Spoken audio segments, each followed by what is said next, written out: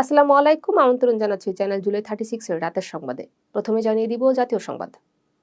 ত্রয়োদশ জাতীয় সংসদ নির্বাচনে নিরঙ্কুশ জয়ের পর বিএনপির চেয়ারম্যান তারেক রহমানের প্রথম সংবাদ সম্মেলন অনুষ্ঠিত হয়েছে। শনিবার বিকাল 3:30টার পর রাজধানীর হোটেল ইন্টারকন্টিনেন্টালে এই সম্মেলন অনুষ্ঠিত হয়। ইসমাইল জবিউল্লাহর সঞ্চালনে মঞ্চে উপস্থিত ছিলেন মহাসচিব মির্জা ফখরুল ইসলাম সহ দলের শীর্ষ নেতারা। অনুষ্ঠানস্থলে প্রবেশ করে সাংবাদিকদের দিকে হাত তুলে সালাম জানান তারেক রহমান। এরপর মহাসচিব মির্জা ফখরুল ইসলাম আলমগীরকে নিয়ে সংবাদ সম্মেলনের মঞ্চে বসেন বিএনপি চেয়ারম্যান। এ সময় তিনি দেশি বিদেশি সাংবাদিকদের সাথে কথা বলেন এবং সরকার গঠনের কাঠামো এবং পরিকল্পনা সম্পর্কে জানান। সংবাদ সম্মেলনের এক পর্যায়ে সাংবাদিক খালেদ মহিউদ্দিনের প্রশ্ন, বিপুল আসনে জয়লাভের বিষয়ে ভোট ইঞ্জিনিয়ারিং হয়েছে কিনা জানতে চাইলে জনাব তারেক রহমান বলেন, জনগণকে কনভিন্স করাই আমাদের ইঞ্জিনিয়ারিং। এছাড়াও এ সময় তিনি বহির্বিশ্বের সাথে কূটনৈতিক সম্পর্ক উন্নত করার ব্যাপারেও আশাবাদ ব্যক্ত করেন। মন্ত্রী পরিষদ সচিব ডক্টর শেখ আব্দুর রশিদ বলেছেন, আগামী 3 থেকে 4 দিনের মধ্যে নতুন মন্ত্রীদের শপথ অনুষ্ঠিত হবে।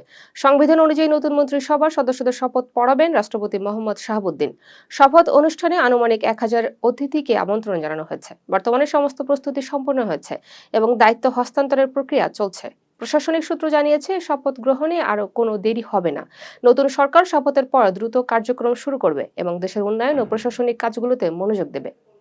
ত্রয়োদশ জাতীয় সংসদ নির্বাচনে বিএনপি নিরঙ্কুশ বিজয়কে গণতন্ত্রের বিজয় বলছে দলটি। ডক্টর মাহাদি আমিন বলেন, এই জয় শুধু বিএনপির নয়, বাংলাদেশের। তিনি বলেন, জনগণের ভালোবাসা বিএনপির শক্তি। তারেক রহমান জনগণের অধিকার নিশ্চিত করবেন বলে আশাবাদ ব্যক্ত করা হয়। নতুন সরকার হবে স্বচ্ছ ও জবাবদিহিমূলক। শহীদদের আত্মত্যাগের প্রতিফলন ঘটবে বলে দাবি করা হয়। জামায়াতে ইসলামীর আমির ডক্টর শফিকুর রহমান নির্বাচনের ফল মেনে দায়িত্বশীল বিরোধী দলের ভূমিকা পালনের ঘোষণা দিয়েছেন। তিনি নেতাকর্মীদের ধৈর্য ধরার আহ্বান জানান। 77 আসন পাওয়াকে শক্ত ভিত বলে উল্লেখ করেন। গণতন্ত্র একটি দীর্ঘ পথ বলে মন্তব্য করেন। শান্তিপূর্ণ রাজনীতির অঙ্গীকার পুনর্ব্যক্ত করেন। সরকারের জবাবদিহি নিশ্চিত করার কথা বলেন। ত্রয়োদশ জাতীয় সংসদ নির্বাচনে সাফল্য অর্জন করায় জাতীয় নাগরিক পার্টির আহ্বায়ক নাহিদ ইসলামকে অভিনন্দন জানিয়েছেন প্রধান উপদেষ্টা প্রফেসর ডক্টর মোহাম্মদ ইউনূস। তিনি বলেছেন, মাত্র 1 বছর আগে গঠিত নবীন এই দলটি 6টি জয় এবং কয়েকটি আসনে সম্মানজনক প্রতিদ্বন্দ্বিতা করেছে, যে তরুণ প্রজন্মের আত্মবিশ্বাস ও গণতান্ত্রিক চেতনার প্রকাশ। ডক্টর মোহাম্মদ ইউনূস নাহিদ ইসলাম ও সহযোদ্ধাদের নেতৃত্ব, সাহস ও আত্মত্যাগের প্রশংসা করেছেন। ঢাকা 4 আসনের ফল স্থগিত পুনর্গণনার দাবি করেছেন বিএনপির প্রার্থী তানভীর আহমেদ রবিন। তিনি ভোট গণনায় অসঙ্গতির অভিযোগ তোলেন। কয়েকটি কেন্দ্রে এজেন্ট অনুপস্থিতি ছিল বলে দাবি করেন। বাতিল ভোট অস্বাভাবিকভাবে বেশি দেখানো হয়েছে। ফলাফল শিট দিতে বিলম্ব হয়েছে বলেও অভিযোগ করেছেন। ইসির তত্ত্বাবধানে তদন্ত দাবি করছে তিনি। রংপুরের 2 আসনে ভোট পুনর্গণনার দাবিতে বিএনপি কর্মীদের বিক্ষোভ হয়েছে। হাড়গাছ সড়ক অবরোধ ও টায়ার জ্বালানো হয়েছে। রংপুর 4 আসনে এনসিপি প্রার্থী জয়ী হন। বিএনপি সমর্থকরা ফল প্রত্যাখ্যান করে আন্দোলন শুরু করে। এনসিপি হামলার অভিযোগ তোলে। এলাকায় উত্তেজনা বিরাজ করছে।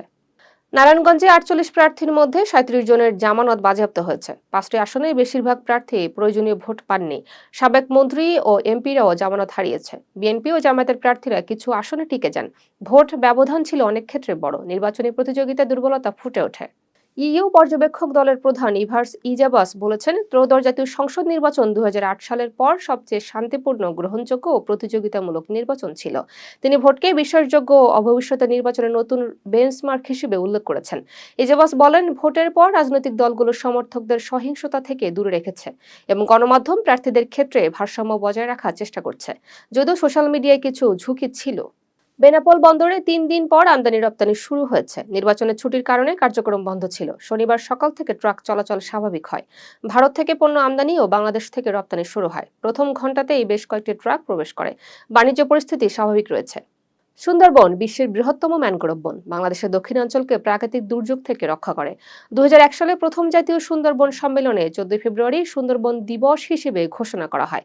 এবছর পালিত হচ্ছে 18তম বার্ষিকী। সুন্দরবনের বাংলাদেশ অংশের আয়তন 6017 বর্গ কিলোমিটার, যেখানে 528 প্রজাতির উদ্ভিদ ও 505 প্রজাতির বন্যপ্রাণী রয়েছে। 1992 সালে রামাসর সাইট ও 1997 সালে ইউনেস্কো প্রাকৃতিক বিশ্ব ঐতিহ্য হিসেবে স্বীকৃতি দিয়েছে সুন্দরবনকে। দর্শক, এখন জানিয়ে দেব আন্তর্জাতিক সংবাদ। পিএমএল-এন সরকার সাবেক প্রধানমন্ত্রী ইমরান খানকে রাওয়ালপিন্ডির আদিয়ালা কারাগার থেকে ইসলামাবাদে স্থানান্তরের পরিকল্পনা করেছে। নতুন কারাগার 2 মাসে শেষ হবে। ইসলামাবাদে পূর্ণাঙ্গ কারাগার না থাকায় স্থানান্তর সম্ভব হয়নি। কারাগারে আধুনিক চিকিৎসা সুবিধা থাকবে। চোখের সমস্যার কারণে তার নতুন স্বাস্থ্য পরীক্ষা হবে। ছেলেদের সঙ্গে ফোনে কথা বলার সুযোগও দেওয়া হবে। যুক্তরাষ্ট্র ইরানের বিরুদ্ধে সামরিক অভিযানের প্রস্তুতি নিচ্ছে। ট্রাম্প নির্দেশ দিলে অভিযান শুরু হতে পারে। মধ্যপ্রাচ্যে আরও যুদ্ধজাহাজ পাঠানো হচ্ছে। পারমাণবিক ইস্যুতে কূটনৈতিক আলোচনা চললেও উত্তেজনা বাড়ছে। হোয়াইট হাউস সব বিকল্প খোলা রাখার কথা জানিয়েছে। সংঘাতের আশঙ্কা বাড়ছে। মালয়েশিয়া অবৈধ অভিযানের বিরুদ্ধে অভিযান জোরদার করা হয়েছে। ৬,২০০ অবৈধ অভিবাসী গ্রেপ্তার হয়েছে। ২৩০ জন নিয়োগকর্তাকে আটক করা হয়েছে। বেশিরভাগ গ্রেপ্তার মিয়ানমার ও বাংলাদেশের নাগরিক। আইন ভঙ্গকারীদের ছাড় না দেওয়ার ঘোষণা দিয়েছে ইমিগ্রেশন। অভিযান অব্যাহত থাকবে। ভারত রাশিয়া থেকে S-400 ক্ষেপণাস্ত্র কিনছে। প্রায় ১৬৮টি দূরপাল্লার ক্ষেপণাস্ত্র সংগ্রহের পরিকল্পনা রয়েছে। সামরিক সক্ষমতা বাড়াতে বিশাল বাজেট অনুমোদন করা হয়েছে। S-400 ও পান্তশীর সিস্টেম অন্তর্ভুক্ত রয়েছে। ভারতের আকাশ প্রতিরক্ষা আরও শক্তিশালী হবে। রাশিয়ার সঙ্গে সামরিক সম্পর্ক জোরদার হচ্ছে। যুক্তরাষ্ট্রের ট্রাম্প প্রশাসন ইয়েমেনি শরণার্থীদের জন্য থাকা টেম্পোরারি প্রোটেক্টেড স্ট্যাটাস বাতিল করেছে। হোমল্যান্ড সিকিউরিটি সেক্রেটারি ক্রিস্টি নোম বলেন, ইয়েমেন এখন ফেরার জন্য নিরাপদ। এতে যুক্তরাষ্ট্রে থাকা ১,০০০-এর বেশি ইয়েমেনি নাগরিককে ৬০ দিনের মধ্যে দেশ ছাড়তে হবে। না ছাড়লে গ্রেপ্তার ও বিতাড়নের ঝুঁকি থাকবে। প্রশাসন একে আমেরিকা ফার্স্ট নীতির অংশ বলছে। তবে বিশ্লেষকদের মতে যুদ্ধ চলা ইয়েমেন এখনও নিরাপদ নয়। দর্শক, এখন জানিয়ে দেব খেলাধুলা সংবাদ।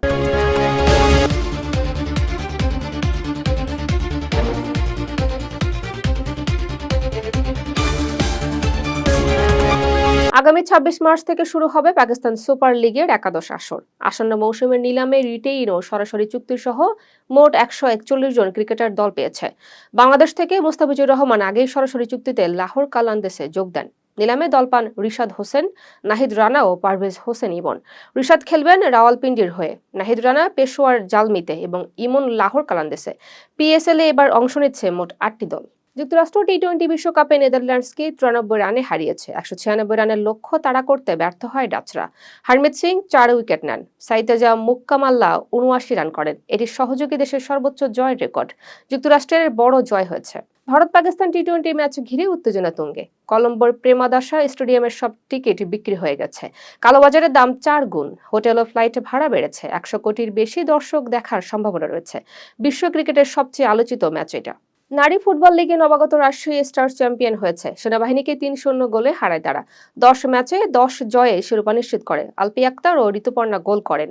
বসুন্ধরা কিংসের আধিপত্যের যুগ শেষ। রাজশাহীর ইতিহাস গড়া সাফল্য। দর্শক, এতক্ষণ সাথে থাকার জন্য ধন্যবাদ।